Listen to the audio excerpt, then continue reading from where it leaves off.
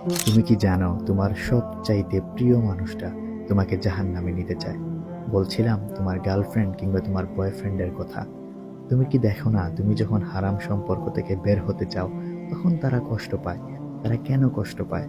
কারণ তারা তোমাকে জাহান্নামের লাকড়ি বানাতে পারতেছে না, এই জন্য তারা কষ্ট পায়। তুমি নিশ্চয়ই জানো আল্লাহ তোমাকে বলতেছেন, ওয়ালা তাকরাবুজ জিনা, তোমরা জিনার ধারে কাছেও যেও না।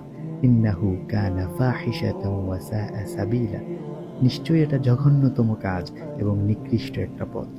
সময় এখনো শেষ হয়ে যায় নাই। তুমি কখন বুঝতে পারবা তোমার সময় শেষ হয়ে গেছে? যখন তুমি নিজেকে কবরে আবিষ্কার করবা। আর তুমি তো এখনো কবরে যাও নাই, তোমার হাতে সময় আছে। তুমি এখনই চাইলে ফিরে আসতে পারবা এবং তোমার পূর্বের করা সকল গুনাহকে সওয়াবে রূপান্তর করতে পারবা। শুধুমাত্র তোমাকে তাওবা করা লাগবে, ঈমান আনা লাগবে এবং সৎ কাজ করা লাগবে। তাহলে তোমার পূর্ববর্তী সকল গুনাহকে আল্লাহ সুবহানাহু ওয়া তাআলা সওয়াবে রূপান্তর করে দিবেন।